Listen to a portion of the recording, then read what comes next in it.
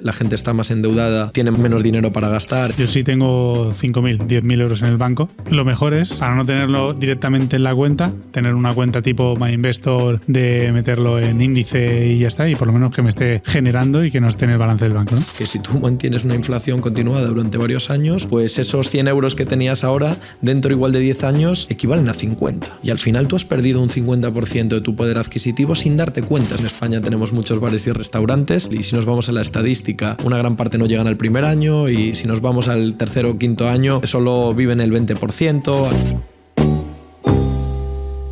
Hola y bienvenidos a De Dinero no se habla. Hoy tenemos el honor de contar con Pedro Ojea. Pedro es un inversor experimentado que ha diversificado sus inversiones en múltiples sectores, desde vivienda hasta startups. Y hoy vamos a explorar con él cómo ha manejado esa diversificación en su portfolio y cuál es su visión a largo plazo para estas inversiones. Así que bienvenido, Pedro. Pues muchísimas gracias por invitarme y nada, yo encantado de estar aquí, por supuesto.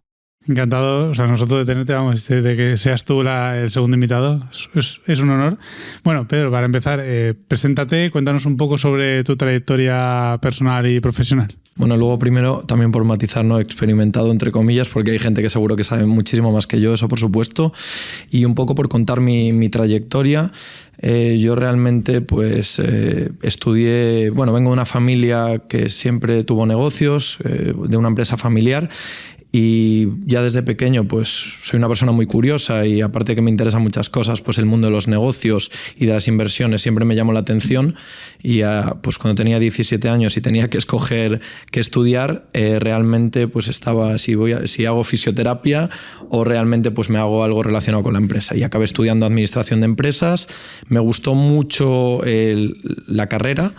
Me orienté más hacia el área comercial y de marketing, y mi experiencia laboral en los siguientes 6 años se orientó sobre todo pues, dentro de ese área, ¿no? De comercial y marketing, en varias empresas, incluso los negocios familiares he podido trabajar en ellos, y luego también en consultoría. Vale, o sea, es muy muy interesante. Me parece curioso porque yo estuve también entre estudiar marketing o medicina, y fue ahí un cruce de decir, ¿qué hago? Y al final me dediqué a esto. La verdad es que los negocios siempre es algo que te apasiona, y que además puedes encontrar muchos sectores que te pueden gustar más o menos, como incluso meterte en negocios de salud y de todo desde otra perspectiva. Sí que es interesante.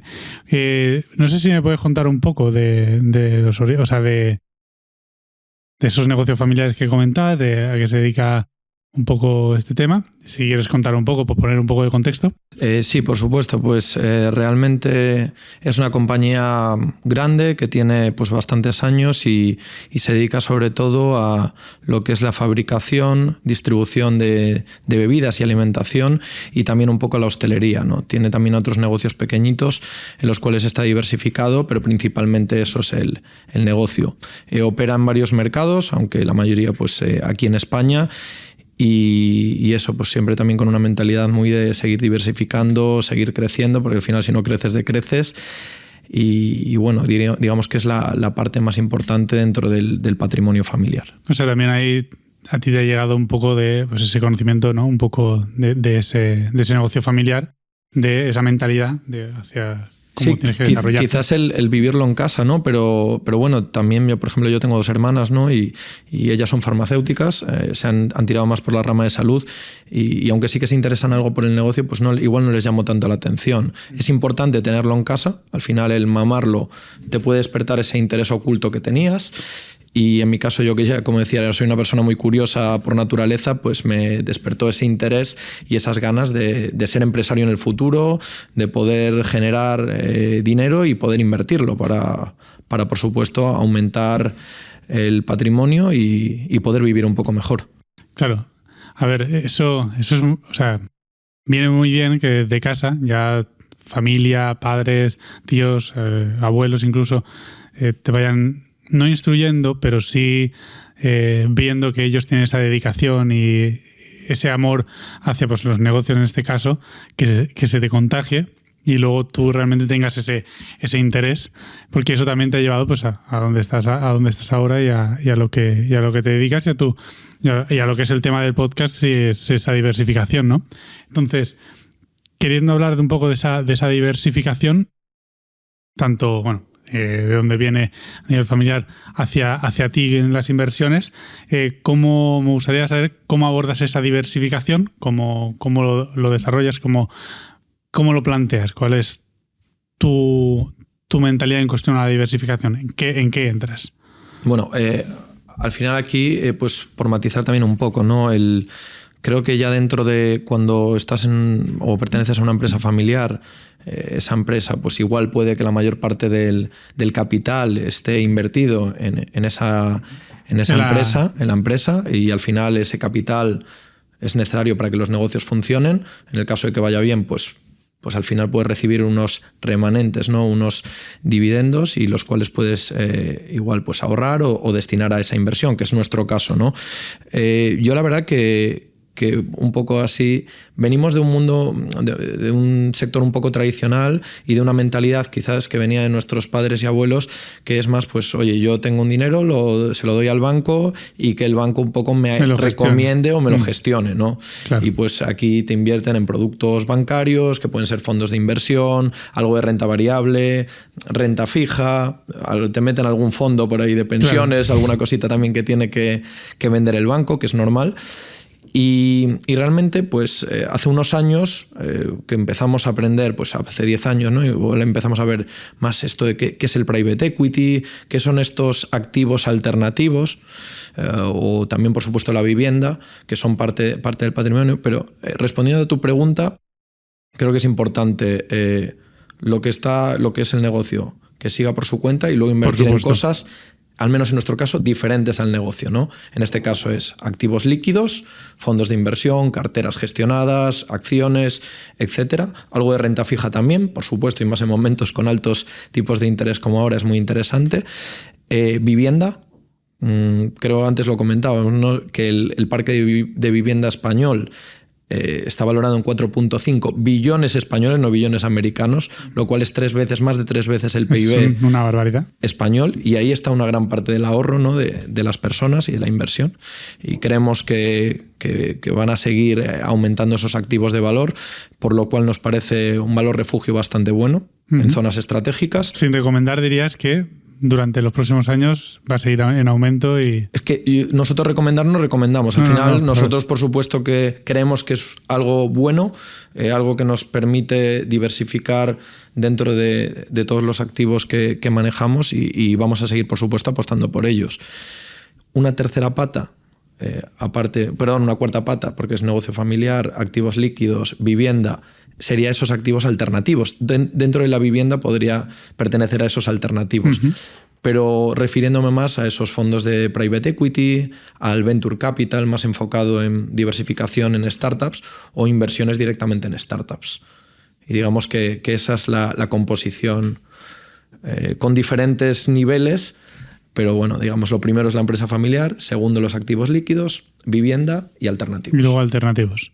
Muy bien, entonces en esta, vale, vamos a hablar de los diferentes sectores. Si quieres empezamos, como ya estábamos mencionando un poco, de tema vivienda. ¿Por qué es interesante? ¿Cómo lo ves a futuro? ¿Tú recomendarías?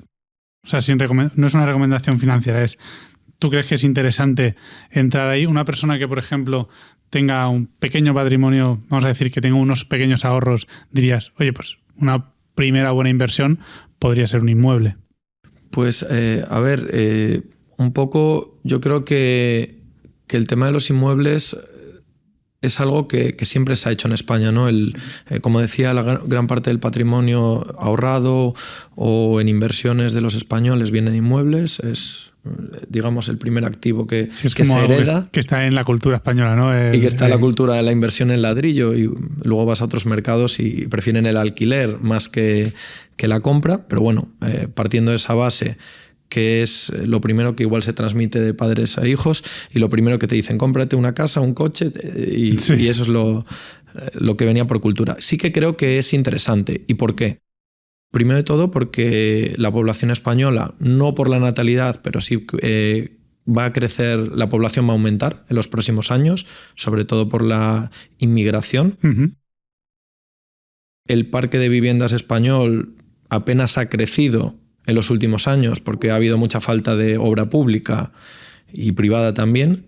Esto también explica esos altos costes de alquiler y la revalorización de los inmuebles, ¿no?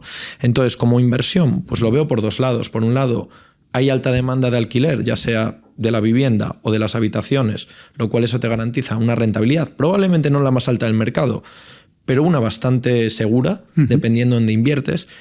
Y en base a eso último que he dicho, también depende mucho la revalorización de ese activo, que no es tanto quizás el ganar un 10% de rentabilidad al activo, sino más bien la revalorización de ese mismo y lo que va a valer en el futuro. Claro, por opción a posible venta o... Por supuesto. Y luego, pues la parte más importante quizás, aparte de todo eso que comentaba, es que si inviertes como una persona física, el banco pues te puede llegar a dar una hipoteca de hasta un 80 o un 90%. Claro. Entonces, cuando tú, digamos que es el activo que te da mayor facilidad para endeudarte, porque siempre puedes poner ese activo como garantía para el banco. Entonces, al final, pues jugando con eso, con un nivel de endeudamiento alto a 20, 30 años, pues al final puedes poner unas viviendas en alquiler, puedes adquirir unas viviendas en la que cuál el alquiler, que ha estado aumentando mucho en los últimos años, pueda pagar esas hipotecas, ahora que los tipos se van moderando un poco más y puede que lo hagan más en el futuro, y al final pues digamos que casi la vivienda se acaba pagando sola, ¿no? Claro. Y siempre los puedes poner en garantía en el caso de que una operación no te salga bien. Claro, entonces, o sea, realmente es una inversión accesible, vamos a decir, ya cuando ya tienes un poco de ahorro. Es verdad que la capacidad de ahorro española se ha mermado un poco, sobre todo de la gente joven, pero en el momento que se tiene sí que es una posible entrada a una inversión ya un poco más interesante y sobre todo de protección. Entonces, hablabas también de zonas, dependiendo de zonas, qué zonas geográficas tú estás más enfocado y, o sea, ¿por qué? Ese es tu enfoque y por qué es tu opinión que esas zonas son... Pues aquí la verdad que me he estado formando el último año bastante, pues haciendo muchos cursos, leyendo mucho, escuchando mucho podcast sobre esto, ¿no? Y sí que es verdad que se habla mucho de sacar rentabilidades muy altas buscando buenas oportunidades que normalmente no encuentras en las grandes plataformas, teniendo muy controlados los costes y al final pues alquilándolo quizás por habitaciones o vacacional, que te aumenta tu TIR, ¿no? Tu rentabilidad. Pero claro, luego estudiándolo un poco más a fondo, te das cuenta que a veces pues esas viviendas son complicadas de vender en el futuro, porque igual no tienen esas características en las que una persona se compraría esa vivienda, porque igual no tiene ascensor, porque es un interior, porque está en un barrio que igual no le cuadra, por la razón que sea, y luego puede que incluso esa vivienda no se revalorice por todo esto que estamos comentando. Entonces, saliendo y dejando de lado esa rentabilidad más alta, yo abogo un poquito más por... Primero, pues están en zonas que quizás no son tan rentables, pero son más conocidas para mí, pues lo que es en este caso Galicia y Madrid. Y aunque nuestro coste de oportunidad es dejar de ganar algún punto de rentabilidad, asegurarnos que estamos en zonas donde se va a alquilar fácilmente y donde creemos que en los próximos años va a haber una revalorización. Eso es lo más importante para nosotros. O sea, zonas de crecimiento. Por supuesto. Que yo que sé, que tenga mucho acceso a pues, escuelas, gimnasios, ¿no? Que tenga correcto. Comodidades. ¿Cómo se dice? Si vivimos una ciudad en 3 o 4 zonas, pues a mí me gusta invertir en zona 2-3. Puede que en zona 1 tengas alguna cosa, sobre todo más si nos vamos a locales comerciales, porque sabemos que va a haber una gran demanda y va a haber revalorización. Y en el tema de vivienda, pues zonas 2-3, donde podemos tener una rentabilidad decente que supere pues al IPC, a la inflación y básicamente eso es lo que buscamos y que luego sea fácil de vender en el caso de que lo necesitemos. O sea, si yo por ejemplo digo, vale, por lo que hablábamos antes, ¿no? Voy a empezar a invertir en inmuebles, tengo unos ahorros y voy a comprar una casa para ponerla en alquiler. Entonces, en esto yo buscaría una zona que fuera, oye, que tuviera accesos, que esté creciendo, que vea que la gente quiera quedarse o que luego incluso vea que en el futuro, a lo mejor en 5 años o en 10 años, la zona tenga proyectos como para decir, vale, esto va a subir de precio. Con eso, luego tú qué meterías, o sea, ¿qué es mejor alquiler? ¿Un alquiler temporal, un alquiler de larga estancia para alguna familia o tal, o incluso por habitaciones? Pues aquí, mira, te doy mi punto de vista, ¿no? Tampoco soy un experto en este caso, pero depende de cuánta implicación quieras tener tú. Uh-huh. Lo más cómodo, al mismo tiempo que lo menos rentable, es el alquiler de larga estancia, de larga duración. Una familia o... Normalmente son pocos problemas, poca gestión, pero sí que es verdad que no vas a poder sacar la misma rentabilidad que un piso que alquilas a estudiantes por habitaciones, donde puedas optimizar mucho más. Que al mismo tiempo son muchos más contratos, son normalmente alquileres inferiores a un año, requieren de una gestión. Que posiblemente una persona que no es experta vaya a necesitar a alguien que se lo controle, por y por lo tanto supuesto te va a bajar la rentabilidad igualmente. Claro, o lo gestionas tú mismo, que es un rompecabezas y te estaría quitando tiempo de poderle dedicar a otros negocios o a otras cosas. Y yo, por ejemplo, en nuestro caso, lo que tenemos por habitaciones, pues lo delegamos en un experto que está acostumbrado a esto y al final es un partner para nosotros. Nosotros, pues, perdemos un poquito en rentabilidad, pero ganamos mucho en tranquilidad. Claro. Y como nuestra filosofía es la revalorización del activo y tampoco ganar el último céntimo, en este caso, pues es una buena inversión. Y luego podríamos hablar también de locales, que los locales pues dependen mucho de la zona. Sabemos que... ¿Locales para meter hostelería o tal? ¿O para meter...? Una tienda, un restaurante, una ferretería. Es verdad que estamos viendo que en las zonas prime siguen subiendo de precio. ¿Qué es una zona prime? Pues digamos la Castellana, Serrano, vale. Pues las avenidas principales de las principales ciudades, y ahí siempre hay demanda porque vas a tener grandes corporaciones que están deseando estar ahí. Uh-huh. Ya sea como flag store, aunque les cueste dinero y no ganen dinero en esa tienda, luego lo ganan por el e-commerce o lo ganan por otras tiendas. Pero ya cuando nos vamos a tema de locales en zonas no prime, ahí sí que estamos viendo que cada vez pues está habiendo bajadas de precio. O sea, con barrios más normales... Y ni siquiera yéndonos a barrios más normales. Estamos hablando de que el e-commerce, por muchas facilidades y mucho que nos gusta, se lo come todo. Al final pues acaba quitando mucho negocio a la tienda tradicional. La vivienda también pues vacacional, en ciertos barrios, el exceso de vivienda vacacional también eso implica que se acaba mucho la economía local, ¿no? Entonces esos locales pues o lo reconviertes a otro tipo de uso o al final el valor de los mismos va a disminuir, ¿no? Entonces por eso intentamos que en el tema de locales sea zona, pues digamos, número 1, 1 o 2, y luego pues también hablamos del alquiler vacacional, que depende mucho, porque si puedes realmente sacarle una buena rentabilidad, maravilloso, pero la realidad es que está habiendo mucha regulación por parte de los ayuntamientos, incluso las comunidades de vecinos. O sea, si ahora me planteo comprar un local, lo mejor es, si se tiene la posibilidad, ir a zonas donde sepas que se va a alquilar para alguna tienda, es mejor, como tú decías, una flag store o cualquier cosa así, que vacacional, porque joder, de verdad que obviamente es que se está llevando mucho y se habla mucho, luego se ven 2000 podcasts y 2000 sitios en redes sociales que no, comprar alquiler turístico, no sé cuánto, pero es verdad que se está limitando muchísimo, lo cual es entendible por cómo se han hecho las políticas. Y entonces es mejor un local para ver, o sea, yo sé, centro de ciudad, avenidas principales, que sepas que eso... Va a ser más caro, pero a nivel rentabilidad-riesgo, quiero decir, igual obtienes una... No sé si vas a tener una TIR inferior o superior, ahí habría que ver el caso en concreto, pero sabemos que el riesgo de no alquilarla es menor. ¿Cuánto dirías tú que sería una rentabilidad media de mira, un local? Te diría que, además, estos son datos consultados con una fuente. Estamos hablando que depende mucho de las ciudades, es que cambia totalmente las ciudades. Aquí... digamos que lo más rentable son los locales, locales, oficinas, y luego disminuye pues a lo que es la vivienda por habitaciones, vivienda y garaje. Trasteros también pueden ser muy rentables. Nosotros no invertimos en ello, pero bueno, oye, es algo a tener en cuenta de cara a futuro, sobre todo por todo el tema del e-commerce. Por todo... O sea, ¿locales convertidos en trasteros o...? No, trasteros no, locales comerciales en una zona. Los locales comerciales, yo lo que haría es, si no hay demanda, pues probablemente buscar un cambio de uso y poder gestionar pues vivienda vacacional, porque tendría su propia entrada y es un bajo, o pues convertirlo en varias viviendas. Uh-huh. Okay. Además, para solucionar este gran problema de vivienda que tenemos, que hace que los precios se incrementen del alquiler y que la gente pues cada vez más le cueste acceder a uno. Ahí en regulación, eso sí que, o sea, no lo sé, en regulación sí que está permitiendo a los ayuntamientos hacer estos cambios de uso. Depende del ayuntamiento. Vale. Y la velocidad, pues. O sea, porque a turístico no, pero a cambio de uso de vivienda, a lo mejor. Es que no lo sé. Sí, lo que pasa es que al final pues el tiempo muchas veces es oro, ¿no? Y también hay mucha reconversión de parque de oficinas a vivienda.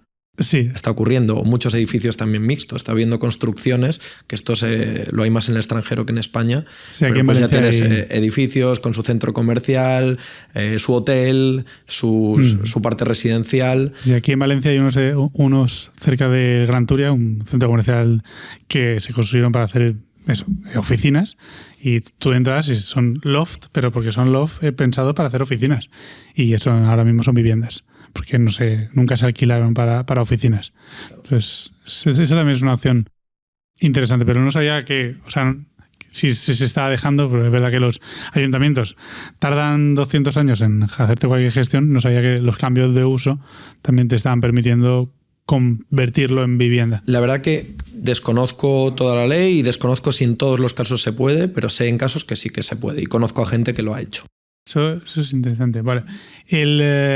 Hablamos de otro sector. O sea, teniendo un poco de visión así un poco de lo que ha sido lo que es la vivienda, cómo estás viendo tú esto.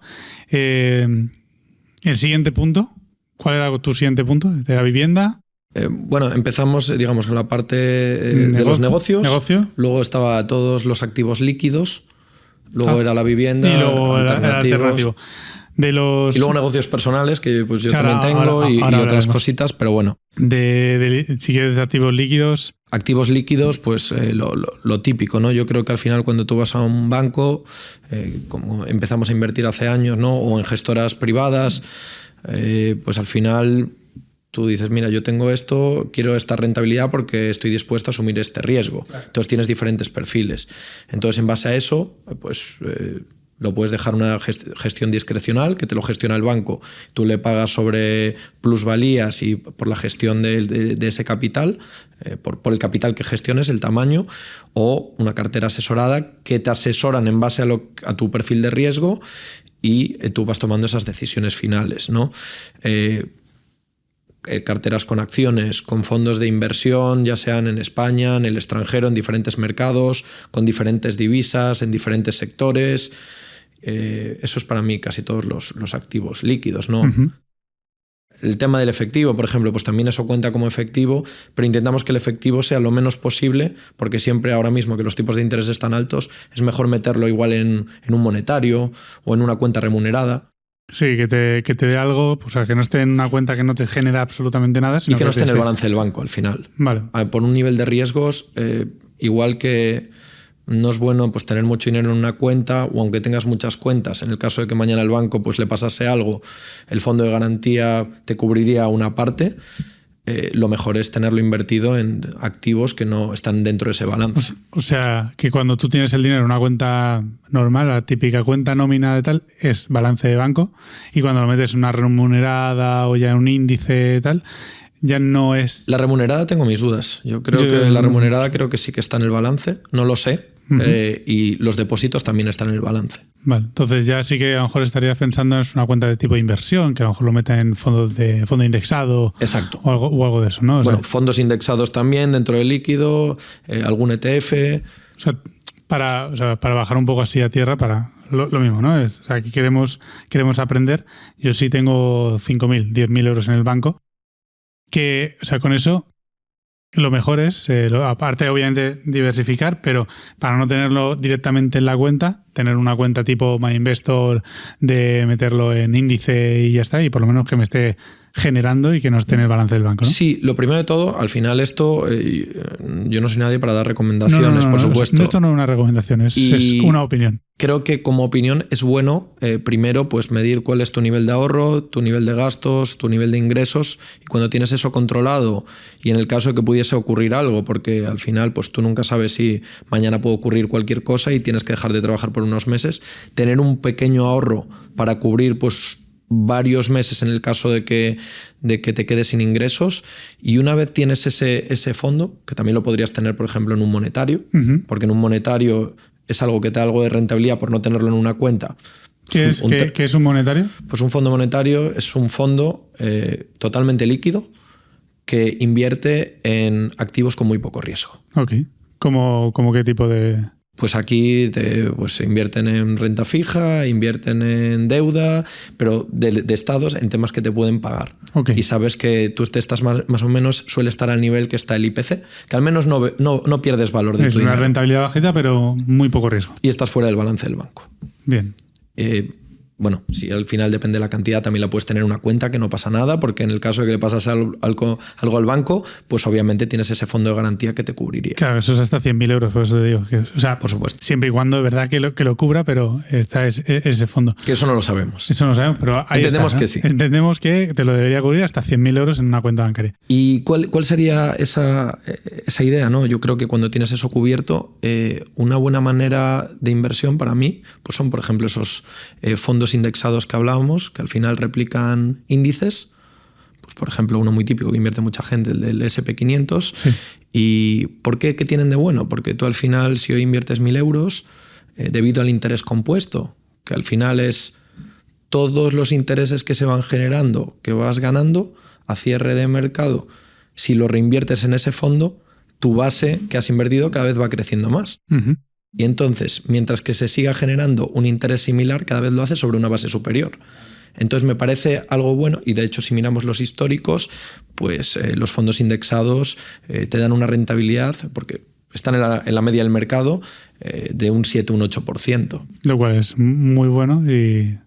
O sea, está claro que hay que empezar por algún sitio, porque la gente a veces se complica. Y es totalmente pasivo.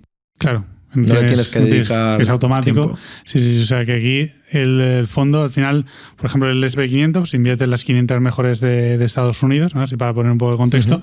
Y él automáticamente, si una quiebra o otra entra en ese índice, él automáticamente vende, compra y siempre mantiene eso para mantener esa rentabilidad, que el histórico siempre ha ido en alza y ha ido bien.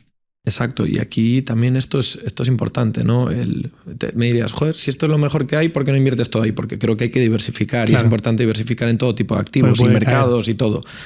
Warren Buffett, esto lo comentamos antes, ¿no? En los últimos 20 años más o menos ha batido la media del mercado, que es ese 8%, uh-huh. Y ha sacado un 11, un 12, ¿no? Estamos hablando del mejor inversor que existe, conocido. Totalmente. Nosotros no vamos a ser Warren Buffett y va a ser muy difícil. De hecho, los mejores asesores les cuesta batir al mercado, ¿no? Entonces yo creo que al final pues tener algo de capital, además lo bueno es que puedes empezar con casi lo que quieras, siempre te va a permitir que al menos pues estás en esa rentabilidad de mercado que suele ser superior a esa inflación. Claro, o sea, a ver, en cuestión a esto, a índices, es lo que tú dices, es muy pasivo, no tienes que hacer nada, es automático, y lo bueno es que si te metes en cualquier tipo de banco, digo MyInvestor porque lo conozco, pero habrá más que lo puedas hacer. Hay muchas gestoras que te permiten hacerlo también. O sea, yo sé que este tipo de apps y de bancos te permiten hacerlo hasta de 10 euros y poder meterlo ahí. Entonces, esto es bueno porque hay gente con mayor capacidad de ahorro que tiene más capital y más líquido y por lo tanto puede hacer mayores inversiones, y otras personas que, oye, a lo mejor tienes 18 años, estás estudiando y tienes 50 euros al mes de ahorro. Pero lo puedes meter ahí. Y siempre puedes, igual tienes 50 euros de ahorro al mes, lo bueno es que tú puedes ir haciendo aportaciones. Claro. Que además estás entrando en momentos diferentes, lo cual está reduciendo el riesgo, porque al final... No es todo, si inviertes todo en un momento muy bueno del mercado, es genial. Pero ¿y qué ocurre si metes todo en un momento que no es bueno del mercado? Si miras a muy largo plazo, eso no va a importar. Pero a mí me gusta mucho, pues, primero por capacidad, no puedes invertir todo de golpe, al final vas generando a lo largo de los meses, a lo largo de los años, y creo que eso te diversifica mucho los riesgos. Creo que es muy interesante porque, o sea, eso es DCA, el Dollar Cost Averaging. Eso, o sea, es algo que creo que sobre todo está en la cabeza de muchas personas y sobre todo aquí en España, es por desconocimiento y por no educación, es el miedo a invertir. Y cuando se habla de invertir en índices, cuando ya empiezas a mencionar, no, porque son acciones, es bolsa y tal, la gente tiene miedo a... Y si de repente pues pasa como el otro día en Japón, que sube los tipos y toda la bolsa se va al garete en un día, no pasa nada, al día siguiente ya estaba bien. Pero ¿quién hace eso al final? Claro, el que apuesta a corto, claro. Son los que generan, y ese pánico, ¿no? Son los que generan esas bajadas. Y eso al final es estrategia de grandes inversores que luego aprovechan y compran cuando el mercado está bajo, ¿no? Claro, eso es una cosa que puede hacer la gente que tiene o mucha capacidad y también mucha información para realmente tener ese conocimiento de decir, ahora compro, ahora vendo, ahora entiendo el por qué tengo que comprar en este momento. Lo que tú has dicho es lo del DCA, creo que es interesante para esta gente que joder, tiene miedo y dice, ¿cuándo puedo empezar? ¿Tienes 50 euros? Bueno, pues mete 50 euros todos los meses a este índice, o si quieres y ya tienes un poco de conocimiento, a lo mejor un tipo de empresas o proyectos, eso te va a hacer esto, lo que tú dices. Oye, pues el día que haya caído el mercado, pues comprarás menos. O sea, comprarás a precios más bajos porque ha caído, y cuando esté más alto, pues comprarás menos acciones porque estarán más altas. Pero eso equilibrará en el histórico, porque lo que hay que entender es que si lo que quieres es hacer trading, tienes que saber mucho, pero lo mejor es tener una capacidad de inversión no a largo plazo. Justo. Yo, por ejemplo, trading, scalping, yo no hago nada de eso. No tengo tiempo y sería seguramente malísimo. Creo que al final hay gente ahí muy buena que lo hace, pero yo soy más partidario de largo plazo, ¿no? Y creo que aquí es un tema de... Ese miedo viene muchas veces por ese desconocimiento y en que la cultura española, pues como decíamos, se compra una vivienda y ya está, y no se invierte, se ahorra. Y creo que hay que cambiar ese concepto. ¿Por qué? Porque al final, si nosotros estamos viendo que el coste de vida está aumentando mucho y los salarios no lo hacen al mismo ritmo, al final, ¿eso qué está suponiendo? Pues una pérdida de poder adquisitivo para todo el mundo. Nosotros, si tenemos la costumbre de meter el dinero debajo del colchón, el poco que podemos ahorrar, o en una cuenta, que además no son remuneradas en los principales bancos, estamos diciendo que si tú mantienes una inflación continuada durante varios años, pues esos 100 euros que tenías ahora, dentro igual de 10 años, equivalen a 50. Totalmente. Y al final tú has perdido un 50% de tu poder adquisitivo sin darte cuenta. Sigues viendo el mismo dinero, pero vale mucho menos. Claro. Por eso es la importancia de la inversión, fuera de las otras cosas positivas que tiene, que generas empleo, generas proyectos interesantes, ayudas a mucha gente, al desarrollo de territorios. Yo creo que eso la gente creo que ahora, en este momento, en este contexto, creo que la gente tiene que estar empezando a darse cuenta. Sobre todo en el momento de que pasas, después de 2019 pasa la pandemia, la crisis de la pandemia, y llegas al momento de ahora, son 5 años, y te das cuenta que vas a hacer la compra y antes lo que te gastas 30 euros en una semana, te gastas 100. Es lo mismo, mismos productos. Exacto. Aceite, un poco de pescado, un poco de carne, y habrá gente que esté ahogada y que no pueda hacer esta compra como la hacía antes porque ha subido. Y esto es lo que realmente creo que puede estar concienciando, en cierto modo, a parte de la población. Es decir, vale, sí, tú verás que tienes 10.000 euros, vale, tienes 10.000 euros en el banco, sigues teniendo esos 10.000 euros, pero ya no te da para hacer la misma compra. Ya si se te rompe el coche, a lo mejor ya no te da ni para comprarte un coche. Hay un dato que además lo estaba leyendo justo ayer, ¿no? No me acuerdo del informe de quién lo hacía, no sé si era Bankinter, no me acuerdo. Comentamos el tema de la vivienda, ¿no? Que el parque de viviendas es gran parte también del ahorro de los españoles. Pero si lo ponemos a un lado, la mayor parte del ahorro está en cuentas. Está en cuentas no remuneradas, está en cuentas normales. Y luego pues te vas bajando pues renta fija, bonos, obligaciones, luego te vas a algún fondo de inversión, algún tema más alternativo, y dices, joder, ¿cómo puede ser que la mayor parte del dinero esté en cuentas, que probablemente no sean remuneradas? Al final aquí estás propiciando a que la cesta de la compra realmente cada vez sea más cara, pero es que te afecte cada vez más. Claro. Si tú hubieses quizás invertido parte de ese capital, el que no está en ese fondo para ciertas ocasiones que necesitas por si hay una emergencia, pues lo hubiese reinvertido, probablemente, pues sí, estás pagando más por la compra, pero tú has generado mucho más valor en ese activo, y que no ha perdido, que perdería en el caso de que lo tengas en una cuenta, ¿no? Yo creo que aquí va mucho desde el cambio de mentalidad, y esto comienza por la educación, por supuesto. Totalmente. Que esto es un berenjenal que yo creo que ahí no vamos a entrar de tampoco. Hecho, o sea, el tema de educación, o sea, todo esto, el podcast, entrevistarte a ti y a todos los que o sea, a Emilio que vino antes y a los que vendrán después, es precisamente para intentar darle más acceso a vuestro conocimiento a la gente, para que realmente la gente se dé cuenta que, oye, si quieres leerte libros, estudiar súper, pero si no, por lo menos intentar despertar la curiosidad y querer moverte un poco, ¿no? Porque lo que decías, es que aquí en España es ladrillo y dinero en el banco y en efectivo ya no, pues porque nos van a decir que no, pero no se puede pagar, pero si no también. Y añadiendo al informe ese, se estaba ayer leyendo una cosa, por ejemplo, sobre Suiza, de que 1 de cada 8 personas son millonarias. 1 de cada 8 es millonario. Y uno de 70.000 es multimillonario. Uh-huh. Y solo el 60 y pico por ciento, no recuerdo, el 60 y pico por ciento, o sea, el 60 y pico por ciento de la gente no tiene casa propia. El resto sí. Entonces estamos hablando de que la cultura ahí es, no, tú sales de tu carrera, o no tienes carrera de igual, empiezas a trabajar y ya empiezas a apostar a, no lo tengo en el banco, lo tengo en indexados. O en bolsa si me gusta más, directamente yo haciendo trading, o en cripto, o en alternativo, lo que sea. La gente está apostando a eso y nos damos cuenta cuando luego se habla de Suiza y lo ves y dices, es que yo no, o sea, una persona de Suiza no tiene casa propia, pero a lo mejor tiene un patrimonio de 1.500.000 euros. Y eso es importante, porque tú dices al final, ¿realmente necesitas una casa? O sea, ¿realmente quieres comprarte una casa para vivir? ¿Es necesario?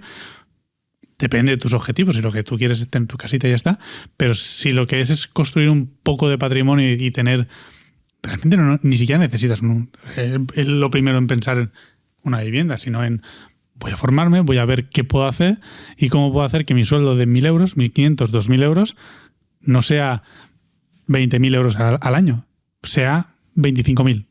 Claro, este punto que comentas es importante, ¿no? Y complementario a que harías que tuvieses 1.000, 10.000 euros para invertir, yo creo que también una parte muy importante, bueno, fuera de que tengas o no tengas esa curiosidad, hay mucho contenido gratuito y además de gran valor, de gran calidad, pero creo que la formación es clave, eso te va a convertir en una persona de más valor y la parte importante es cuánto soy capaz de ahorrar. Y para que tú puedas ahorrar más tienes que controlar tus gastos y tienes que aumentar tus ingresos.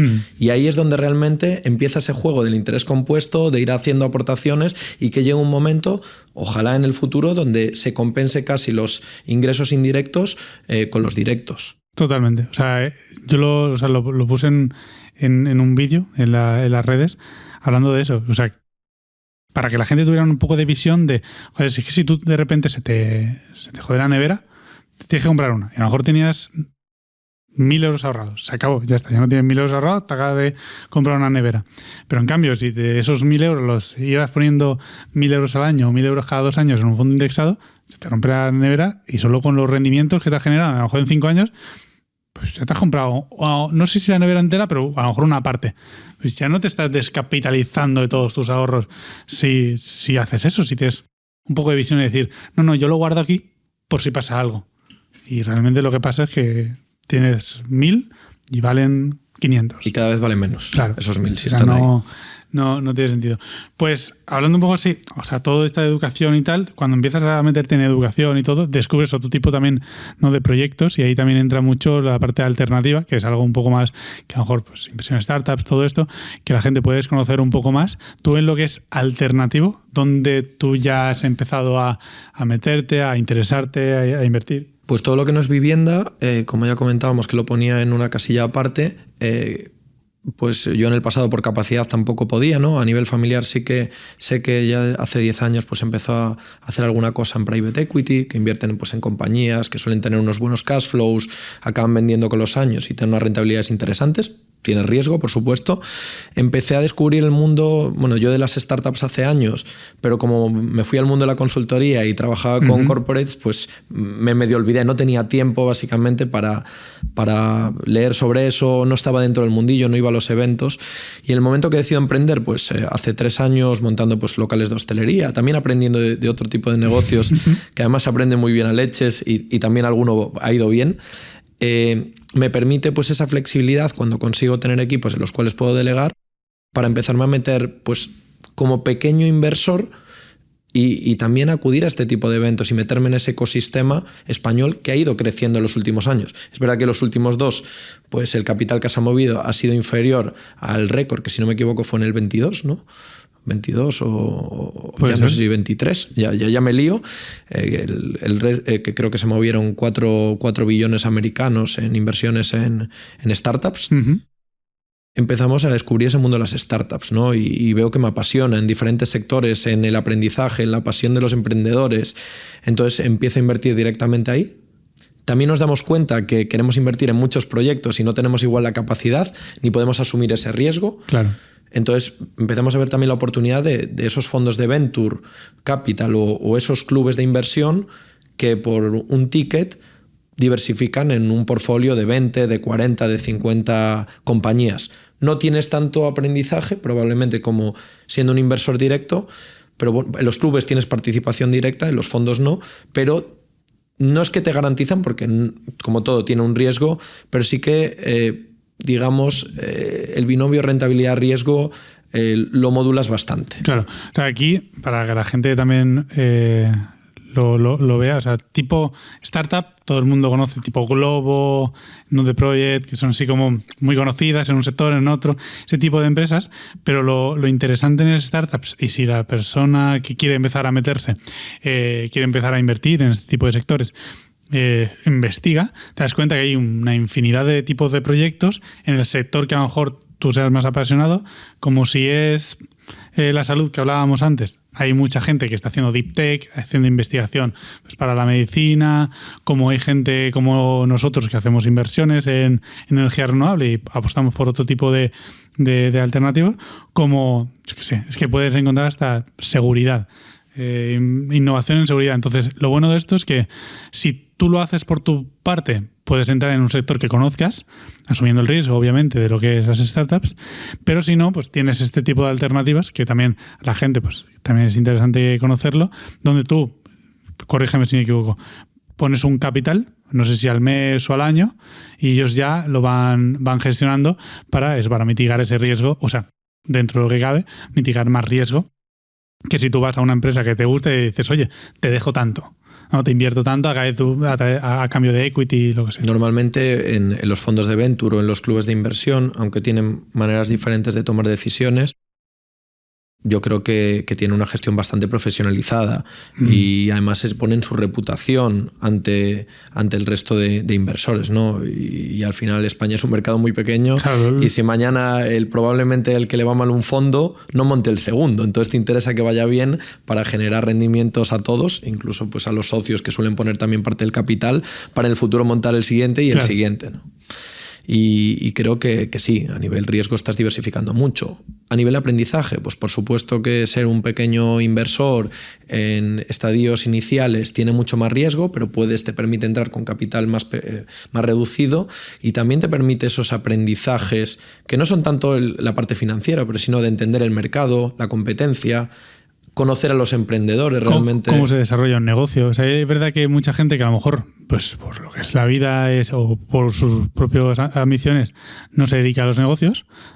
Puede ser, por ejemplo, hablábamos de salud, un médico, o puede ser un policía, o puede ser cualquier que no se dedique directamente a negocios, pero que invirtiendo directamente en una empresa de esta, que a lo mejor te guste ese sector, te permite, oye, pues conocer a gente que está trabajando ahí y que están poniendo su ambición en ello, pero también el sector, cómo se mueve el mercado, cuáles son las cuotas, y eso también te permite a ti aprender.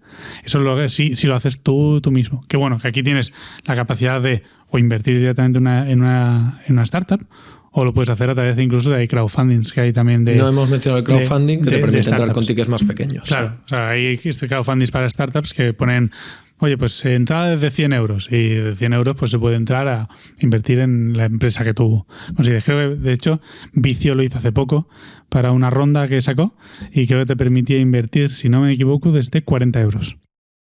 Bueno, al final el modelo de financiación de una startup depende. Tú puedes buscar de repente, pues mira, solo quiero un fondo o solo quiero 3 o 4 inversores profesionales, o de repente pues quiero múltiples tipologías de inversores. Claro. Entonces depende del momento en el que estés y el modelo de negocio, el tipo de startup, pues la cabeza y la ambición que tienen los fundadores. También esto, ya digo, no estamos para dar recomendaciones, pero sí que es importante son todo opiniones. Saber con cuánto dinero dispones y cuánto riesgo estás dispuesto a asumir, porque yo es verdad que si solo fuese a invertir o tuviese capacidad para invertir en una startup, a no ser que fuese la mía en la que yo soy el emprendedor, pues no creo que sea la mejor inversión, ¿no? Porque pues digo, oye, si tengo un ticket igual más grande, prefiero invertir en un club, si tengo la posibilidad que va a diversificar en 30 o 40 startups que tienen más posibilidades de éxito. Claro. O si invierto directamente en startup, pues tengo que tener la capacidad al menos de poder generar un portfolio interesante que me permita, pues al menos, ganar más de lo que he invertido, ¿no? Claro, o sea, aquí hay que entender que también depende del estadio donde inviertas de la startup, porque si realmente las personas que se han unido para hacer eso, los emprendedores, dicen, tengo esta idea y te presentan un PDF, pues el riesgo es muy alto, que si llevan a lo mejor 3 años de track record haciendo ventas y tú dices, bueno, me cuadra más o menos lo que están haciendo, que puede funcionar bien, y si no, pues bueno, pues es lo que hay, ahí está el riesgo, todo depende del momento que entres, pero lo que sí que es cierto que cuanto antes entres, más conocimiento tú también tienes que tener, o más bagaje, o cultura, o sea, cultura financiera de inversión, para entender esos riesgos, que no venga una persona... Esto es un poco de decir, oye, tengo 10.000 euros ahorrados, se los dejo a 2 chavales. Sí, y no todo es la cultura financiera o de inversión. Por ejemplo, en el mundo startupero, cuando inviertes en un PowerPoint o en un producto mínimo viable, quizás es más veces importante tener ese conocimiento emocional para conocer al founder. Para entender cuál es qué es realmente lo que el founder quiere hacer y cuál es su visión y cuánto está dispuesto a dedicarle a este proyecto, ¿no? También. Porque creo que pasar tiempo con los fundadores es fundamental. No, totalmente.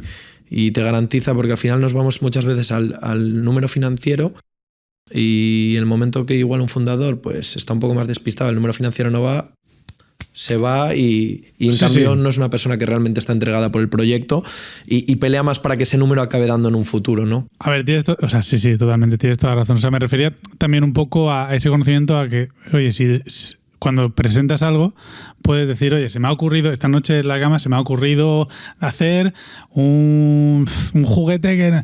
Bueno, habría que verlo, ¿no? Entonces, o sea, lo que me refería es un poco de, sí, pues a lo mejor tienes un poco de conocimiento para entender los números que te pueda presentar o tal, pero fundamentalmente en las startups, desde luego tienes que conocer a los fundadores, ver que los fundadores tienen hambre, quieren luchar, y que aunque haya un día malo, sabes que al día siguiente se van a levantar igual a las 5 de la mañana, 6 de la mañana, y va a decir, pues hoy otras 15 horas más que esto va para adelante. Eso es muy importante. Es fundamental. Súper importante. Y yo esto se lo digo a muchos emprendedores, ¿no? A mí me tienes que ver como un socio, soy realmente un aliado. O sea, estoy aquí, ¿qué necesitas que te presente a alguien? Si puedo, te lo presentaré. ¿Necesitas algún tipo de conocimiento? Si lo tengo, te lo daré, o si no, buscaremos a la persona que nos lo pueda dar. Y esto ha ocurrido mucho en el pasado, ¿no? Ese miedo al reporting, a dar datos, y al final eso genera mucha más desconfianza. Totalmente. Aunque las cosas vayan mal, lo importante es contarlo y buscar esa ayuda para intentar que vayan mejor, ¿no? Claro. Y creo que esto es un tema también muy importante, porque al final todo el mundo tiene su ego, sea mayor o menor, y al final no quieren contarlo, quieren hacer solo ellos, y lo más importante del mundo de las startups creo que es la economía colaborativa. La transparencia. Y la transparencia, por supuesto. Para mí, es lo que me refiero, es un añadido a lo que está mencionando, por lo que tú dices. O sea, no hay que ocultarlo. Al final, un inversor, si entra, no deja de ser tu socio. Y a él le va a interesar que esto funcione y que esto vaya para adelante, no ocultarle oye, pues este día ha habido una caída de las ventas y ha pasado por esto. Pues mejor decirlo que ocultarlo, ¿no? Claro. Y como estaba hablando de emprendedores, antes han mencionado un poco lo de hostelería, que algunos han ido mal y han habido aprendizajes y otros han ido bien. ¿Quieres contar un poco por qué? Porque es verdad que en España también hay mucha cultura de hostelería, de montar y desarrollar hostelería. Entonces, ¿qué aprendizajes en tu momento de emprendedor de hostelería has tenido? Pues te cuento, realmente desde el momento que decido pues, emprender, montar un negocio de hostelería, pues también lo hago con otros socios que tienen experiencia en el tema. Claro. Pues, mi familia ya había tenido algún negocio de hostelería en el pasado y siempre me había picado ese gusanillo. Pero cuando de repente digo, oye, mira, que dejo el mundo de la consultoría para emprender mi propio negocio, quiero montar un grupo, ¿no? Y realmente te das cuenta de que hay cosas muy bonitas, pero son muchas horas, implica tener a equipos preparados, al final trabajas con mucha gente que tiene diferentes inquietudes, diferentes ganas, y no tienes todo el conocimiento en ese momento, ¿no? Y entras en un mercado muy competitivo, como has dicho. En España tenemos muchos bares y restaurantes, es bastante difícil, y si nos vamos a la estadística, pues una gran parte no llegan al primer año, y si nos vamos al tercero o quinto año, solo viven el 20%, hay falta de relevo generacional, aumenta el consumo en los hogares. Bueno, al final cambia también la manera de relacionarnos por las nuevas generaciones. No es fácil, vaya. No es fácil. Entonces, pues el primer negocio que monté, pues la verdad que nos está yendo bastante decente. Digamos, no es la mejor inversión que he hecho, pero aparte de los aprendizajes, pues sigue vivo, tiene más de 3 años y es un sitio donde, de hecho, vienen muchos emprendedores, organizamos eventos, vienen a cenar, a comer, happy hour, networking, ¿no? Si quieres hacer publicidad, puedes hacerlo. ¿Dónde está? Bueno, está en Madrid, en el barrio de Chamberí, se llama La Penúltima de Chamberí. Muy bien. Y eso, por supuesto, vamos, recomendado al 100%. Esta es la única recomendación que voy a dar. Lo recomiendas tú. 100%. Y luego tuve otro, que quizás por el ansia de crecimiento rápido, desmesurado, y dejarme quizás guiar por alguna persona que igual no había estudiado bien esa decisión, pues tomamos la decisión de montar un segundo negocio cuando apenas llevábamos 6 meses con el primero, y igual nos confundimos con el modelo, con la zona, nos fuimos a una zona prime. Entonces, claro, llegó un momento que ese negocio duró poco más de 1 año, y lo bueno es que supimos ver y el momento que había que cerrarlo. Hicimos un cierre controlado en el cual todas las partes, pues... ¿Cómo viste que eso ya no...? Cuando te montas 2 o 3, te haces varios escenarios y ves que en el mejor de ellos, como mucho, ganas 1.000 euros al mes, pues dices, este escenario es bastante improbable. Entonces, y ese es el mejor, claro. Y ese es el mejor. Entonces tuvimos clarísimo que hubo que hacer un cierre controlado, no de un día para otro, porque al final pues tienes proveedores a los que pagar, tienes que pagarle a la seguridad social, a los empleados, etcétera. Pero bueno, lo pudimos hacer de una manera que permitió que el otro negocio, porque además esto es un error, estaba todo bajo la misma sociedad, pudiese seguir sobreviviendo, ¿no? Y no nos llevase ese segundo negocio al primero a la quiebra, que esto también es un aprendizaje importante. Okay, o sea, no construir varios sitios de hostelería, varios locales de hostelería bajo la misma sociedad. Y de hecho yo agradezco que este aprendizaje haya ocurrido en el segundo, porque imagínate que tú, por la razón que sea, por suerte, porque haces las cosas bien, pero sin saber muy bien por qué las haces bien, de repente tienes 4, ¿no? Y montas un quinto, un sexto que te llevan todo ahí.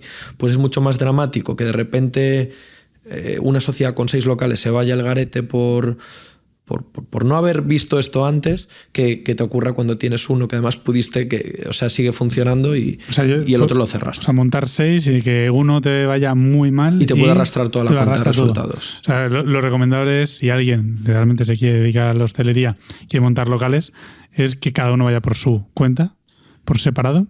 Quizás tener diferentes sociedades por mitigación de riesgos. No soy un experto tampoco. También depende. Claro, no es lo mismo pues quieres montar 20, 30 locales con el objetivo de vendérselo a un fondo o a otra compañía. Igual ahí te piden que organices un poco todo el entramado. O si al final quieres montar un local para autoempleo, porque cambia mucho la cosa. Si es como inversión, autoempleo, ahí yo daría diferentes puntos de vista, ¿no? Pero en mi caso no ha sido para autoempleo, aunque sí que es verdad que le he dedicado mucho tiempo al principio, pero yo no he dejado de trabajar en otros proyectos y de seguir haciendo otras cosas. Claro, puesto ahí a alguien a gestionarlo y a llevarlo, ¿no? Pero reporting diario, pasarme por ahí todo el tiempo que podía. Normalmente dedicarle los 6 primeros meses a estar casi a diario, si no yo, alguno de mis socios. Y si alguien se quiere dedicar a eso y tiene que ser autoempleo, pues por lo que sea, pues se va, ya no trabaja o es su sueño y tal, ¿cuál es la diferencia y cuál sería tu visión ahí un poco de...? Bueno, el autoempleo le vas a dedicar más horas porque le tienes que dedicar tiempo a la gestión y tiempo al trabajo diario, a la operativa, pero también pues tendrás que hacer frente a menos nóminas probablemente. Uh-huh. En el caso, bueno, ahí depende de cuánto quieres ganar o cuánto estés dispuesto a perder, ¿no? O digamos a renunciar de ese beneficio. Aquí depende cada uno. Claro, o sea, Por supuesto que si tienes un solo negocio y estás trabajando 12 horas en ese negocio, 6 días a la semana, no creo que tengas muchas ganas a montar un segundo, que además suele ser una persona que igual dices, no, yo tengo que estar en el negocio, pues tú en 2 no puedes estar. Claro.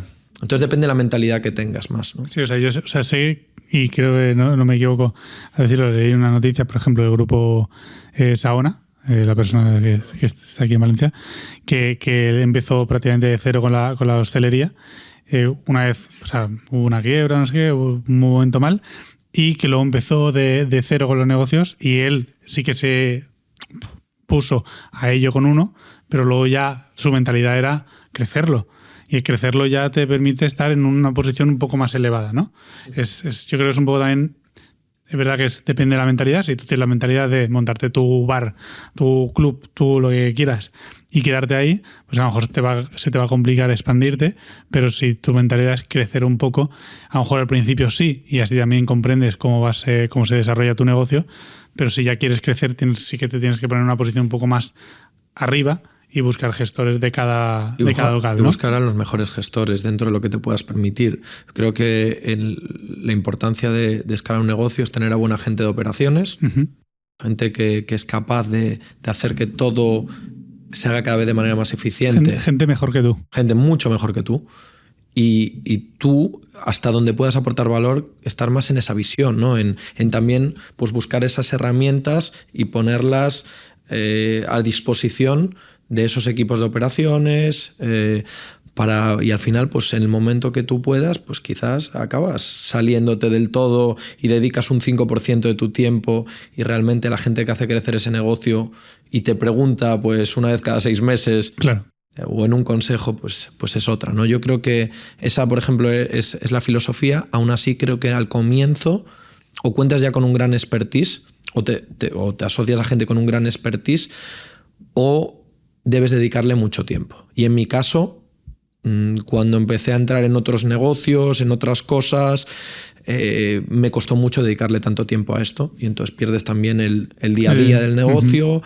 Entonces al final ya lo acabas considerando casi una inversión. Estás ahí para proveer con esas herramientas, pero no puedes estar siempre. Claro, hay que entender que si lo quieres como autoempleo porque lo necesitas para eso, tienes que... O sea, eso es un emprendimiento. Al final tienes que dedicarle tiempo, horas, y si encima no eres experto, que yo creo que en la historia de España ha habido mucho creación de restauración y tal, por empezar a hacer algo, tienes que empezar a aprender de eso. Correctamente. Pues yo ahora, por ejemplo, yo no tengo ni idea de restauración ni de locales. Si quisiera montarme algo de eso, tendríamos todo. Tendría que conocer cocina, tendría que conocer servicios, no lo sé. Entonces, es cierto que cuando empiezas con eso tienes que tener esa capacidad de entender que vas a dedicarle mucho tiempo.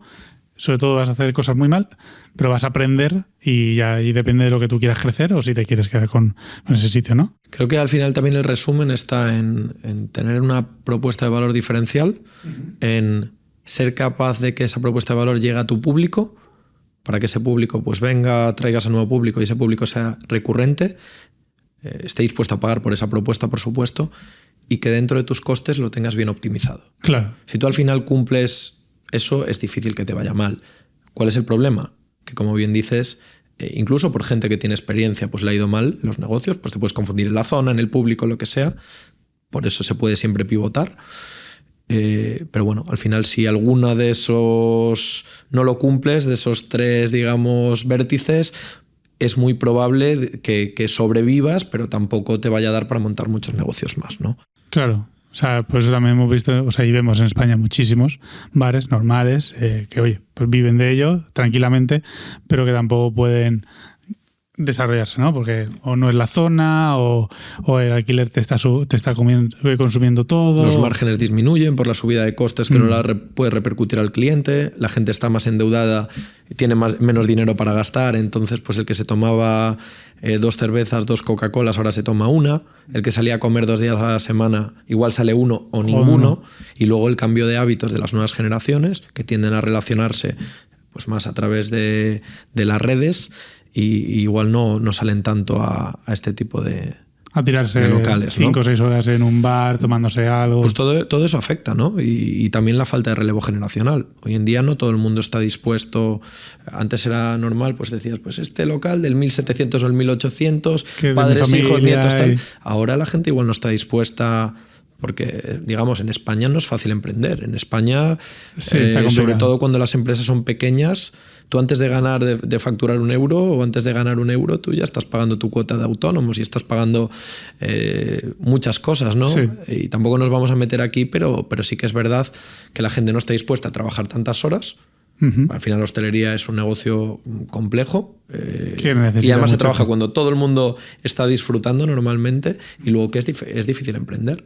Si tú mides Sí. tu coste de oportunidad, digas, mira, yo prefiero buscarme un empleo en donde esté medianamente tranquilo, trabaje mis horas, no tenga una responsabilidad y pueda dormir tranquilo por la noche. Claro, no, a ver, es que creo que ha evolucionado mucho la sociedad a buscar una comodidad, a buscar esa comodidad.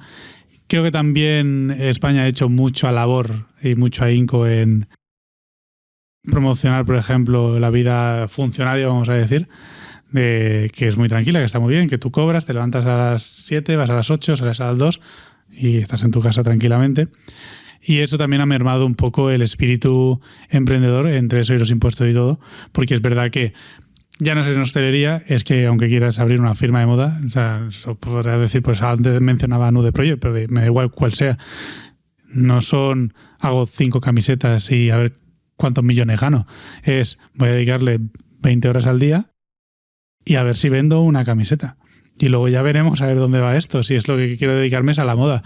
Pero es con todo. Ahí hay un tema que sí que es verdad que estoy cambiando un poco mi forma de pensar en esto por lo que veo, y sí que es verdad que antiguamente quizás se favorecía y se animaba a la gente a que buscasen esa seguridad, ¿no? La casa, el coche, el tal, el tener un trabajo y no te salgas de ahí. Gente como vosotros, emprendedores, que al final habéis dedicado muchas horas, un coste de oportunidad tremendo, ¿no? a emprender, estáis motivando a nuevas generaciones también, ya desde el colegio, a querer, no conformarse solo con igual... Pues mira, oye, yo tengo igual ambición de montar mi negocio y ser empresario. ¿Cuáles son esos pasos? Ahora hay mucha formación, hay muchas historias que se cuentan. Hay mucha accesibilidad y creo que es interesante. Y cada vez se invierte más. Lo bueno es que aquí el ecosistema se nutre de gente que quiera emprender. Entonces para eso necesitan gente con esa ambición, con ideas y por otro lado de capital que pueda hacer esas ideas realidad. Entonces, totalmente. Cada vez, pues si la gente conseguimos que en España cada vez la gente invierte más en este tipo de activos, pues va a favorecer ese desarrollo. Y esto incrementará el número de emprendedores indiferentemente de lo que ocurra a nivel regulación. Claro, claro. O sea, yo con eso estoy en que mucha gente ha ido a por eso, a por lo que te decía de la comodidad, pero hay de todo. O sea, hay gente que quiere eso, y hay gente que no, que quiere Totalmente. luchar, y que hay mucha gente que también que quiere luchar, pero tampoco sabe dónde empezar. Quiero decir, yo te puedo poner mi ejemplo. Yo vengo de una familia humilde, y mi familia, a mí no me habrán dicho móntate un negocio, porque no. Jamás habíamos hablado de empresas en sí. Lo mío era buscarme un buen empleo. Entonces, tu instituto, tu carrera y luego lo que la sociedad te des y a ver si puedes buscar un buen empleo. Luego ya es tu personalidad, tu carácter y tu sueño. Decir, vale, no, pero es que yo no me quiero levantar a las 7, llegar a las 8 y a las 4 irme a mi casa y... Yo quiero hacer algo mío, o quiero crear esto, o quiero... ¿no? Gente a lo mejor lo tiene muy claro, gente que simplemente tiene ímpetu de emprender y quiere hacerlo, y es verdad que eso sí que se está dando mucho más ahora. También creo que hay mucha más información, mucha más acceso con las redes sociales a mucha más información de este tipo, y que antes emprender era porque tienes un negocio familiar y bien sea gigante la empresa o sea más pequeña, sigues ahí por generación, entonces tienes negocio, o el que pues se montaba, pues si eres médico, pues una consulta privada, o si te montabas un restaurante, una boutique, pero no había mucho más. Ahora yo creo que también da mucho acceso a que puedes hacer cualquier cosa. Si te quieres montar un negocio de relojes, lo haces, y si quieres moda, el moda, y si quieres muebles, pues seguro que tienes un proveedor en Asia, vamos a decir, en Europa, y te lo puedes montar igualmente. O vender a través de Amazon. Al final compras claro. temas en Asia y los vendes aquí con un... Vale, pues estábamos hablando de pues emprendimiento, y volviendo un poco al tema de la inversión. Tú has entrado en esta inversión en startups, si quieres.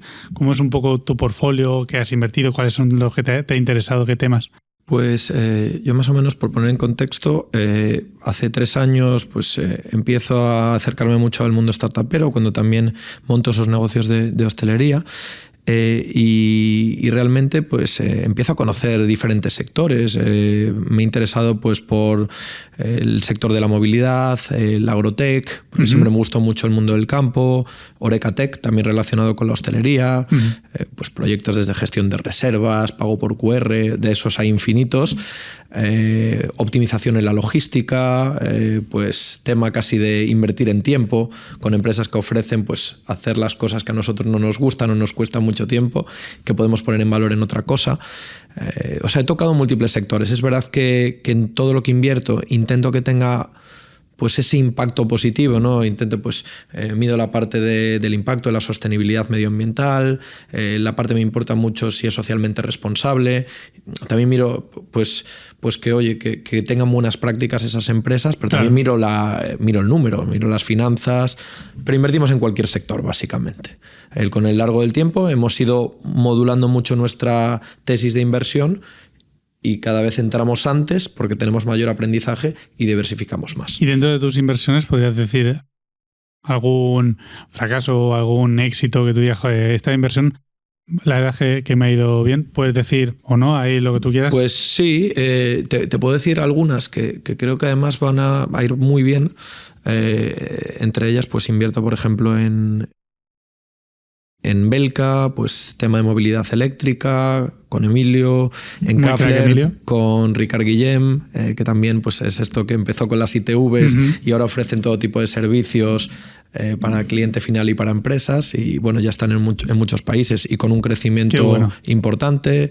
Tenders, con Mike, también optimización del modelo logístico y digitalizando un mundo muy complejo de la logística por tierra, y luego otras como el Agrotech, Econoque, que se dedica al cultivo de vertical de lúpulo hidropónico, optimizando mucho pues el espacio que ocupas, el agua que consumes y consiguiendo sacar unos rendimientos mucho mayores. Es un proyecto con mucha más tiempo de duración porque hay mucha investigación de por medio, ¿no? Luego hay algún proyecto de Web3, de gaming, de moda, con, por ejemplo, Bund, que al final hacen trajes a medida y están sacando otros productos.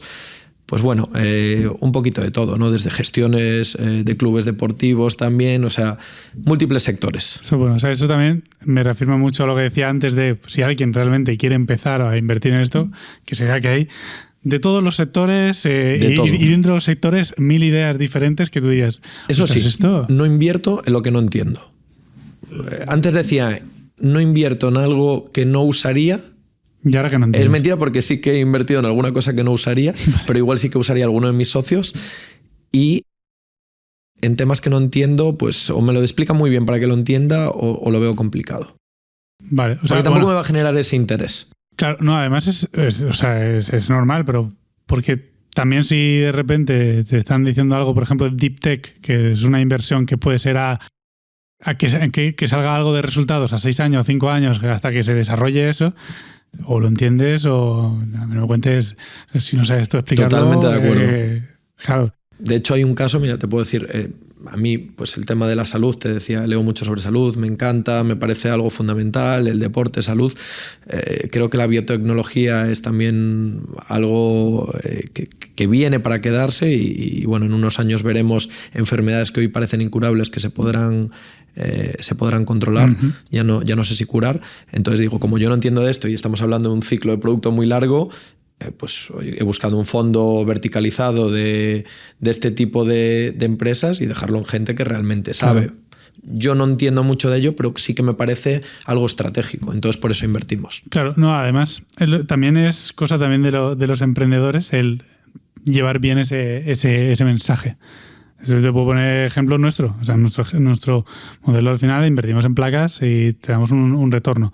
Pero hasta que hemos llegado a simplificar el mensaje lo suficiente y que sea muy fácil de entender, tanto para el cliente como para un inversor que quiera invertir en la compañía, nos ha costado un tiempo. Bueno, eso yo también, pausa publicitaria casi, ¿no? Creo que tenéis un modelo muy chulo. A mí me costó, cuando os conocí también hace 3 años por ahí, 2 o 3 años, ya no me acuerdo, tardé varias veces para entenderlo bien, y ahora pues de hecho he invertido en varios proyectos y me está yendo bien, pues hay rentabilidades, se aprovecha pues el poder de ese interés compuesto y es verdad que habéis conseguido simplificar ese mensaje para que llegue a un público mucho mayor. Claro. Y habéis también democratizado la inversión en este tipo de proyectos, lo cual es espectacular. No, ahora dijo uno que seas inversor y dos que digas que hemos realmente conseguido esa simplificación, porque es algo que hemos luchado mucho y que creo que si nos escuchan emprendedores es necesario. Nosotros como emprendedores conocemos muy bien nuestra historia, conocemos muy bien qué estamos montando y lo entendemos muy bien. Pero es muy, muy, muy importante saber transmitir bien esa idea en una línea. Y a veces cuesta. Y lo nuestro, al final, si alguien ¿sabes? Los que nos conozcan y los que escuchen esto y no entren, pueden ver que hay cosas que dices, hostias, esto no me lo había planteado. La inversión en proyectos de autoconsumo industrial, es decir, invertir en placas que se ponen en industria, no se escuchaba en una conversación de inversión normal, y esto lo hemos puesto sobre la mesa y claro, las primeras conversaciones sobre esto era pues esto, o sea, es que me estáis vendiendo, o sea, que no entiendo nada, y creo que es muy importante para todos los emprendedores y nosotros hemos aprendido esa lección, el simplificar y el hacer que cualquier persona sea más experta, como puede ser tú, que tienes más recorrido, que una persona que quiere empezar a invertir lo comprenda. Diga, oye, pues esto parece interesante, porque el modelo que tú has dicho no, es un buen modelo, es una inversión muy interesante, diferente, que nos está dando, pero que si no se explica bien, pues la gente no va a confiar y no va a entrar, ¿no? Yo creo que va un poco por ahí. Pero para nosotros, como si haces cualquier otra cosa. Pero bueno, agradezco que entiendas que hemos simplificado y que explicamos mejor el modelo. Ahí me convencisteis y bueno, seguiré invirtiendo porque tenéis buen portfolio de proyectos y no paráis de sacar proyectos nuevos. Eso, fenomenal. Muchas gracias. Sí, hay que ir creciendo siempre para arriba. Bueno, hablando más de inversiones, de lo mismo, o sea, tú hablábamos de emprendimiento también, que tú has empezado, o sea, empezaste a emprender con hostelería y con todo. Ahora también estás emprendiendo y estás creando un club de inversión. Estamos con el nuevo proyecto, ¿no? Entre la hostelería, los negocios, el real estate, lo que son las viviendas. ¿Tú duermes, Pedro? Duermo duermo mucho mejor que antes. ¿Te da para dormir? Me da para dormir porque al final también soy un poco dueño de mi tiempo, ¿no? Y sobre todo de poner ese foco y ese esfuerzo en lo que realmente considero que es más importante. También es importante tener equipos en los cuales delegar, pero es hacer ese análisis y esa organización, que igual me lo ha dado también mi tiempo en consultoría, de aprenderte a organizar porque trabajas muchas horas, ¿no? Claro. Y sí, es verdad, me puedo organizar. Es verdad que he desconectado ahora en vacaciones también, pero hemos estado trabajando. Porque además nos gusta, y quiero decir, yo estoy de vacaciones, pero eso no implica que no le pueda dedicar 3 horas por la mañana o 4 horas. O sea, no quiere decir que... mi negocio. No es un... tú estás, aunque estés de vacaciones, el móvil siempre está ahí. Siempre está. Y tú puedes... Pues, oye, un email, pues lo puedo contestar. Eso no te impide que lo estés contestando en la playa o lo estés en un restaurante. Sin problema, tú estás disfrutando de tu tiempo con tus amigos, tu familia, tu pareja, lo que sea. Estás bien, pero como te gusta, también eso creo que es importante saber ese balance en la vida, ¿no? Pero bueno, volvemos al club.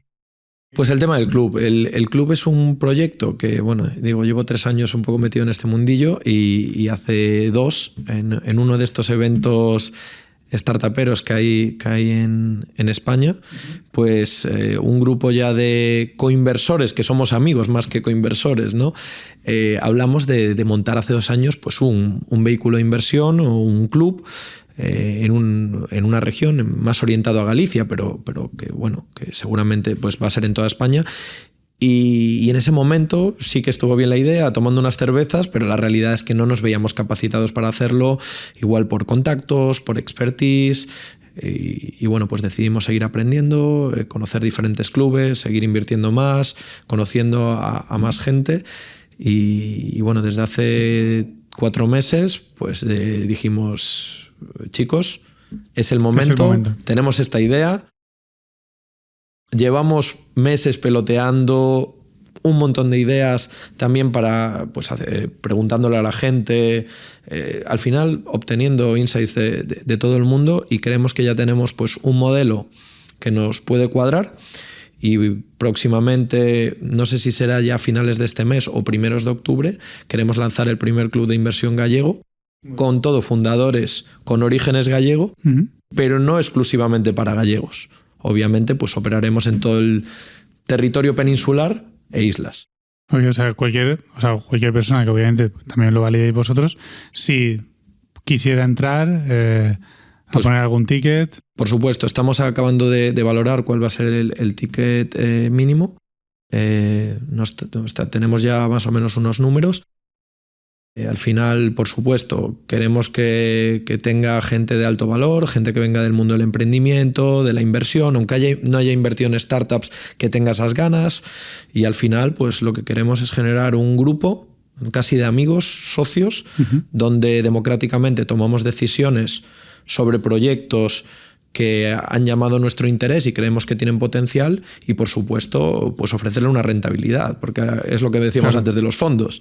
El objetivo es ganar dinero y por supuesto contribuir al desarrollo de la economía, que haya más empresas, se genere más empleo, y bueno, pues ahí estamos. Lo vamos a compaginar con el resto de proyectos. Todo el mundo trabajamos. Claro. Aparte de esto, nosotros no nos vamos a llevar en nada.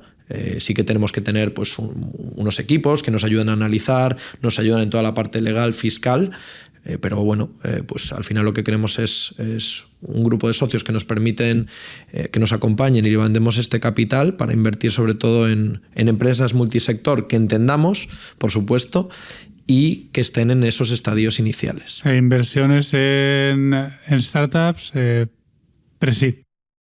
Pre-seed y seed. Pre-seed y seed. Okay. Probablemente no directamente en un PowerPoint, pero puede ser que algún proyecto de lo que tú decías, ¿no? de un ex emprendedor que ha sido una persona que ha sido, pues puede ser, pero lo normal es que ya tengamos, pues que tengan un producto mínimo viable, que hayan hecho pues una cierta validación del modelo. Ok, vale. Entonces, ¿y tenemos nombre del...? El nombre está, pero no se puede decir todavía. Vale. Secreto, entonces. Dentro de poco tiempo ya lo anunciaremos. Nos faltan los últimos flecos y nada, yo creo que bueno, hay grandes clubes en España. Nosotros al final no venimos a competir, venimos a colaborar, venimos a buscar pues oportunidades conjuntas de inversión y ayudar a crecer el ecosistema, que al final ese es nuestro... Nosotros no vivimos de esto, no vivimos de este club. Entonces al final lo que queremos es pues ayudar a todo eso a desarrollarse. Sí, es importante lo que hablábamos antes. La labor del inversor al final ya no es solo sacar rentabilidad, que obviamente sí, tienes que sacar capital de esto y sacar dinero, sino también ese afán colaborativo que te permite, pues oye, yo estoy ayudando a crear y desarrollar un negocio. Una persona que es un founder o que son 2-3 socios que no tienen capacidad, ya esta inyección les permite crear empleo, les permite desarrollar, y eso al final mueve la economía, y creo que es una labor importante. Así que también eso es enhorabuena por crear el club. Teníamos ganas y eso ahora tenemos que sacar más tiempo también. Bueno, esto al final lo bueno es que somos, creo que un buen grupo, lo vamos a codirigir 2 personas y también tenemos otros fundadores que nos ayudarán muchísimo, y por supuesto lo bueno de los clubes es que hay decisiones que se toman democráticamente en el tema de las inversiones, pero con un trabajo previo hecho por los fundadores, los analistas, los partners, que al final llevamos temas bastante masticados. No, y además ayuda para toda la gente, aquella que también se interese, y cuando ya lo hagas oficial y lo lances, creo que es importante estos clubs para que todas estas personas que quieren empezar a invertir tampoco estén haciendo una labor de indagación enorme y que no entiendan y tal. Esto pone mucho en común ese lo que hablábamos antes de mitigación de riesgo, de decir, oye, vosotros ya estáis viendo mucho y presentáis oportunidades que son o consideráis interesantes. Y eso que también para una persona que quiera empezar a invertir o que no tiene el tiempo para invertir. Totalmente de acuerdo, y creo que esto también es una responsabilidad. El por qué decimos, pues casi todo el emprendimiento está en Madrid, en Barcelona, aquí en Valencia, Málaga y Bilbao. Sí, ya está. Bilbao en el norte, o sea, de lo poco que hay, ¿no? El conjunto de Barcelona allí. Pues al final decimos, mira, en Galicia creemos que hay algún fondo público, algún fondo privado, pero es verdad que van más lentos y buscan otras cosas. Nosotros queremos, es verdad que nos centramos mucho en Galicia porque nos gusta, somos gallegos, pero realmente vamos a operar en toda la península, como he dicho, no he dicho solo España. Quiero decir, pues por supuesto no nos vamos a olvidar de nuestros vecinos portugueses, que hay proyectos muy interesantes. Al final lo que queremos es ser capaces, al final conductores de ese capital que estaba en la inversión inmobiliaria, en los negocios tradicionales o en la renta fija, en la renta variable y tal, queremos llevarlo también a este tipo de activos. Claro. No, más interesante y que es verdad que estos clústeres de emprendedores han ido creciendo muchísimo.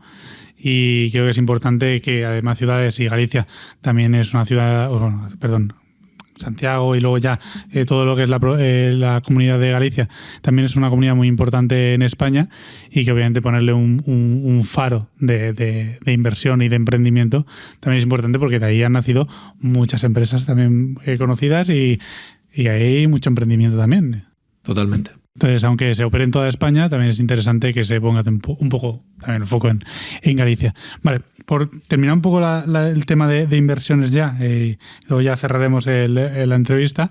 Quería que me dieras un poco así tu mentalidad o o sea, ¿cuáles son tus planes de cara a medio y largo plazo en inversión? Ya me has contado cómo estás invirtiendo hasta el día de hoy, aparte de lo del club que estás montando y tus emprendimientos. ¿Hay algo a medio y largo plazo que tú creas que vayas a cambiar o modificar? ¿O crees que el camino es lo correcto y que...? Pues buena pregunta. Al final, nunca digas nunca. Yo en este momento, valorándolo, creo que voy a seguir apostando por el largo plazo. Por lo que entiendo, voy a seguir apostando por la vivienda en diferentes movilidades, voy a seguir apostando por todos esos activos líquidos, voy a seguir apostando también por activos líquidos alternativos también, como pueden ser el tema de renovables, de estos proyectos, por ejemplo, como los que hacéis vosotros, y pues al final seguiré invirtiendo también en startups, en todo el tema de líquido. Cuanto más lo entiendes, más te das cuenta de la necesidad de este tipo de activos, y sobre todo viéndolos como una palanca que ayude a las empresas familiares o a los negocios tradicionales a evolucionar y a crecer. Entonces, al final creo que es muy estratégico seguir invirtiendo en todo esto. No te puedo decir la ponderada total, pues si de esto un 60, esto un 30 tal. Seguiré apostando por los negocios familiares, también apostando por la diversificación, apostando por anticiparnos o entender bien las tendencias que vienen para conseguir mitigar esos riesgos. Y quizás pues ahora estamos en un momento de invertir más porque soy más joven, bueno, lo que genero la mayoría intento invertirla. Y pues puede que en el futuro pues esa también cambie esa ponderada, ¿no? De igual invierto menos y gasto más, o en otras cosas. Eso no lo sé. Pero claro, yo creo que quizás se irá más hacia la diversificación internacional, pero porque al final pues cuando domine más lo de aquí, pues intentar entender un poquito más allá. ¿Y hay algún sector o algo que tú digas, me está despertando curiosidad? Muchísimos que no entiendo. Todo el tema de la computación cuántica, todo el tema de la inteligencia artificial, el machine learning, pues todo el tema cripto, ¿no? Sí que me despierta, y por supuesto que tendré un ojo puesto y con alguna cosita pequeña, inversión pequeña.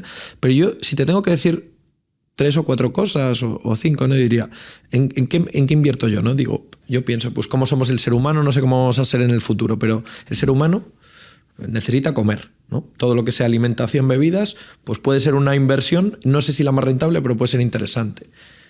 Necesita un hogar, necesita una seguridad. El tema de la vivienda, ¿no? Que comentábamos, o necesita dormir, todo el tema del sueño, comodidades, etcétera, ¿no? El ser humano, pues al final necesita relacionarse. Pues todo lo que venga con esa parte social, independientemente de cómo van cambiando los intereses de las diferentes generaciones, pues puede ser también interesante, ¿no? Y bueno, pues los seres humanos también necesitan dinero, ¿no? Pues todo lo que sea en proveer recursos, en prestar, pues también puede ser bastante interesante. Hay muchas más cosas. Necesitan transporte, pues en todo lo que sea movilidad. Esto no quiere decir que aciertes con la empresa, pero si en esos sectores diversificas, tengas muchas probabilidades, no de batir al mercado, como hablamos en un principio, como hace el señor Warren Buffett, pero sí de tener una cartera medianamente ganadora. O sea, más un poco las necesidades básicas del ser humano, partiendo de esa base y de ahí diversificar en... Y luego otras cosas que igual no entiendo tanto, pero por poner ese ojillo. Claro, como por ejemplo decías la IA y todo esto, que obviamente está creciendo muchísimo. Porque ahora todo lleva IA, claro. Entonces hay que ver la realidad. Todo lleva IA, hasta Siri va a ser con IA. Pero sí, es verdad que hay sectores muy, muy importantes, pero... La verdad no lo había escuchado así, pero es un matiz muy interesante el ver esa pirámide de necesidades del ser humano y decir, no, al final sí, es que esta es la base y esto sí o sí lo necesitan. Claro, es una buena mentalidad, ¿no? para invertir. Vale, pues con esto cerramos esto. Ahora vamos al bloque extra, a las 2 preguntas que quedan y ya nos despedimos. Empezamos, que es la pregunta que ya hicimos Emilio y se lo haremos a todos, te lo hago a ti, se lo haremos a todos, que es, si yo te doy ahora mismo 100.000 euros, ¿qué haces con ellos? Te tienes que mojar, tienes que decirme, ¿qué haces exactamente con ellos? La mitad indexados y la mitad vivienda. Más que indexados, quiero decir, la mitad probablemente pues a algo que me genere un interés compuesto y que me garantice una rentabilidad. Garantías del Corte Inglés, sí. y las justas. Sí. En el largo plazo, algo más seguro, mirando más seguro a largo plazo, y pues usar parte del dinero para dar entradas de ciertas viviendas, quizás pequeñitas, con menor coste, y apalancarme yo a través del banco con préstamos hipotecarios. Ok.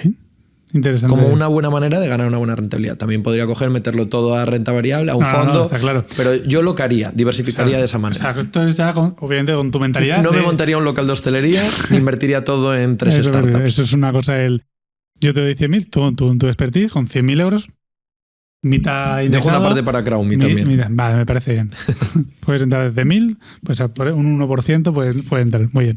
Me parece guay. Y luego, la segunda es, ¿con quién crees que debería sentarme en un próximo podcast? ¿Quién crees que sería interesante que viniese aquí a De Dinero No Se Habla? Le tengo que conocer muy bien, le puedo conocer de alguna conversación. Que conozcas, que tú digas, este tío lo conozco y es interesante. Que tenga su número de teléfono. A poder ser. Pues entonces, es que tenía 2 personas así un poco. Una de hecho es de aquí y es bueno, uno de los mejores emprendedores que ha tenido España, pero no tengo su teléfono. Pero te voy a recomendar a una persona que conocí hace un par de años, Miguel de Ros, que viene también de una familia, él es catalán, viene de una familia empresaria y está muy, bueno, ha sido inversor también por muchos años, ahora mismo también es emprendedor. Okay. Y al mismo tiempo pues invierte en todo lo que es Climate Tech.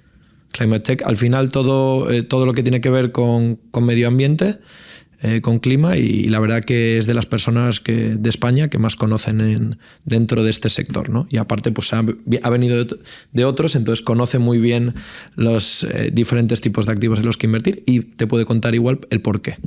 Me parece genial, así que espero que esto sirva de invitación. Esto no se lo he dicho, ahora se lo tengo que decir. Eso decimos, pero que esto sirva de invitación y que efectivamente venga aquí algún día. Esto obviamente está completamente invitado y estando nosotros en parte de energías renovables, me interesa muchísimo también conocer su parte o sea, su mentalidad en cuestión al Climate Tech y a todo lo que va con la sostenibilidad. Vale, pues Pedro, pues ha sido un tremendo placer escucharte y tenerte aquí con nosotros y que nos contases toda tu experiencia, tus sectores favoritos, tus errores y tus éxitos, y espero que tú también hayas estado a gusto y te lo hayas pasado bien. Bueno, yo agradecer también esa invitación, has dicho que soy la segunda persona que viene, ¿no? Entonces, bueno, fantástico y la verdad que un placer estar aquí en Valencia. magnífica ciudad y vamos, con ganas de repetir en el futuro cuando esto ya sea, vamos. Por supuesto. O sea, espero que sí, que vengas en un futuro, repetirás y nos contarás cómo ha ido el club, cómo se llama y ahí seguro que nos puedes dar algunos apuntes más que sé que tienes en la cabeza. O sea, que muchas gracias por tus lecciones, vamos a decir, tus opiniones y a ver si vienes a la próxima. Pues muchísimas gracias por la entrevista a ti, Pablo.